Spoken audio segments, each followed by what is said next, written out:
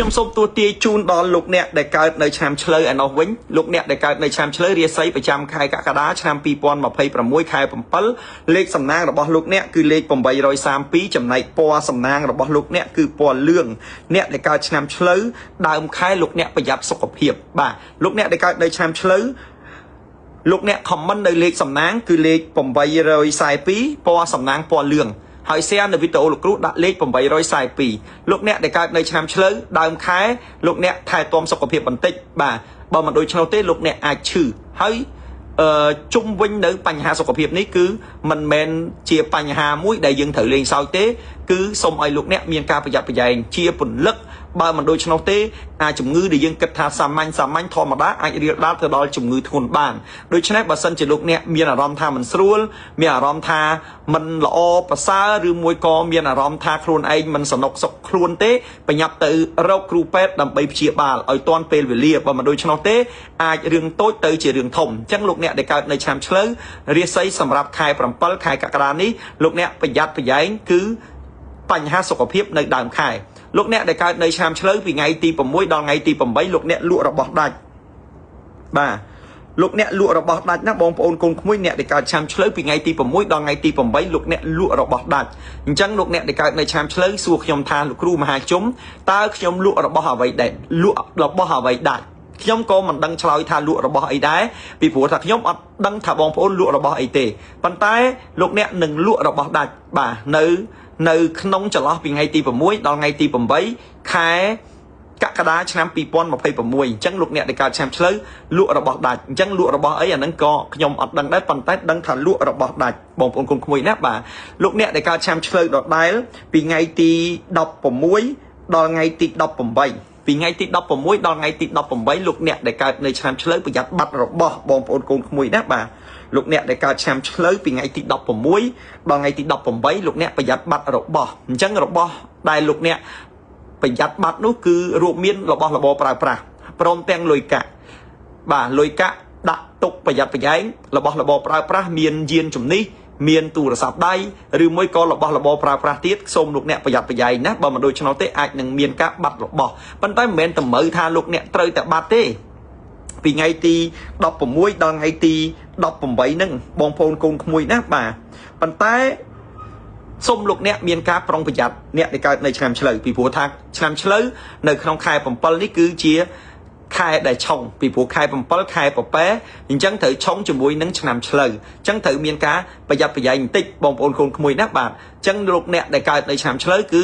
សូមឲ្យមានការប្រយ័ត្នប្រយែងចន្លោះពីថ្ងៃទី16ដល់ថ្ងៃទី18គឺប្រយ័ត្នបាត់របស់បងប្អូនកូនក្មួយណាបាទលោកអ្នកដែលកើតនៅឆ្នាំឆ្លូវដដែលពីថ្ងៃទី22ដល់ថ្ងៃទី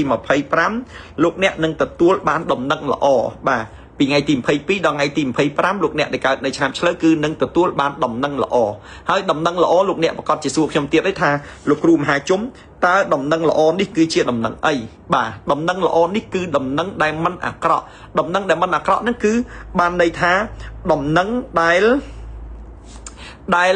វាល្អសម្រាប់យើងបាទអញ្ចឹងយើងរងចាំវាយូរហើយយើងចង់ដឹងវាយូរហើយស្រាប់តែវាអត់ទាន់បានឥឡូវនេះគឺវានឹងបានដោយក្តីបំណងពងប្រាថ្នារបស់អស់លោកអ្នកអញ្ចឹងលោកអ្នកដែលកើតនៅឆ្នាំឆ្លូវនៅចុងខែកក្កដាឆ្នាំ2026នេះលោកអ្នកនឹងមានដំណឹងល្អបាទដំណឹងល្អនេះខ្ញុំមិនដឹងថាជាដំណឹងអីទេប៉ុន្តែ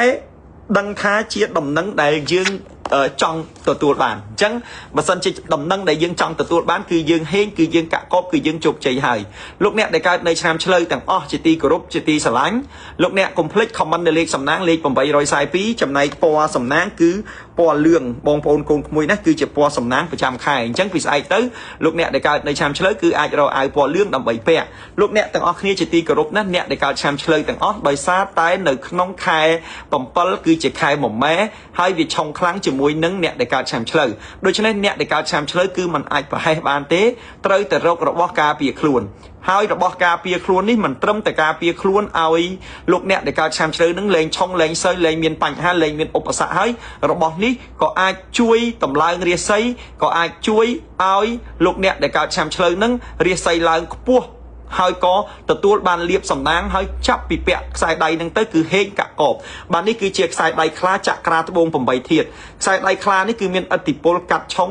បំផ្លាញឆុងអញ្ចឹងអ្នកដែលកើតឆាំឆ្លើយត្រូវឆុងនៅក្នុងខែ7អញ្ចឹងលោកអ្នកពាក់នៅខ្សែដៃខ្លាចក្រាត្បូង8ធាតុនេះទៅគឺឥទ្ធិពលខ្លាចក្រា8ធាតុនេះពីចុងជើងរហូតដល់ចុងសក់នឹងមានអ្នកថែរក្សា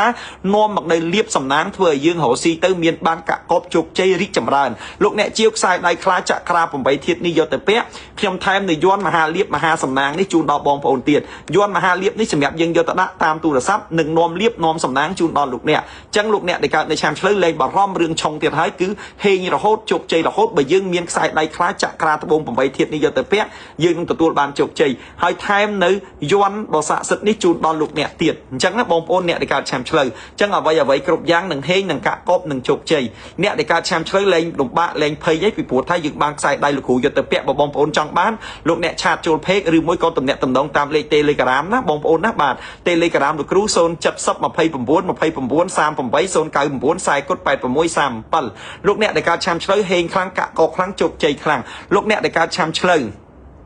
ពីខែ7ទៅចង់ឲ្យហេងរហូតលែងឆុងលែងសើចឲ្យជួបតែនឹងរឿងល្អនៅក្នុងយុគ9នេះកកបខ្ញុំមានយ័ន្តយុគ9ជូនដល់លោកអ្នកបាទនេះគឺជាយ័ន្តប្រប៉ែដ៏ស័ក្តិសិទ្ធិសម្រាប់យើងយកទៅបិទនៅក្នុងផ្ទះជួយឲ្យកន្លែងលក់ដូររ៉ូស៊ីជួយឲ្យកន្លែងធ្វើការជួយឲ្យផ្ទះរបស់យើងទទួលបាននៅភាពល្អប្រសើរលក់ដូរដាច់រ៉ូស៊ីមានបានឈុតមហាទ្រព្យនេះមានយ័ន្តប្រប៉ែដ៏ស័ក្តិសិទ្ធិនេះព្រមទាំងមានកម្រាលជោគលៀបដ៏ល្អប្រសើរនេះគឺជាកម្រាលជោគលៀបដែលយើងក្រាលនៅពីមុខជនាងផ្ទះក្រាលនៅទីកន្លែងសក្ការៈស័ក្តិសិទ្ធិរបស់យើងដើម្បីសែនព្រេននោះយើងនឹងទទួលបានលៀបសំណាងយើងនឹងហេងយើងនឹងកកបយើងនឹងជោគជ័យបងប្អូនអាចជឿបានណាបាទ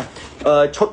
មហាទ្រព្យឈុតប្រមូលទ្រព្យនេះគឺមានយ័ន្តប្រប៉ែហើយនឹងកម្រាលដើម្បីយើងយកទៅដាក់ក្នុងផ្ទះគឺយើងប្រើរហូតបានដល់20ឆ្នាំអញ្ចឹងបងប្អូនជាវយកទៅប្រើទៅបងប្អូនប្រើរហូតណាបាទយ័ន្តនេះយើងអាចបិទនៅលើជនាងផ្ទះក៏បានកម្រាលនេះយើងអាចក្រាលនៅមុខជនាងផ្ទះដើម្បីស្រូបលៀបធ្វើឲ្យក្រុមគ្រួសារយើងបានល្អប្រសើរបងប្អូនចង់បានឆាតចូលពេកណាបាទហើយក៏អាចតាក់ទងតាមលេខទូរស័ព្ទរបស់លោកគ្រូដែលមានលេខ0729293949408637តាក់ទងជា Telegram អញ្ចឹងបងប្អូនកូនក្មួយអ្នកដែលកើតនៅឆ្នាំឆ្លូវកុំភ្លេច comment នៅលេខសំណាងលេខ842ពណ៌សំណាងគឺពណ៌លឿងរាសីរបស់យើងល្អប្រសើរនៅក្នុងខែ7ខែកក្កដានេះកុំភ្លេចជាវខ្សែដៃខ្លាចក្រាត្បូង8ធាតុដែលខ្ញុំបានបង្ហាញយកទៅពាក់ដើម្បីធ្វើឲ្យយើងកាន់តែជោគជ័យបន្ថែមទៀត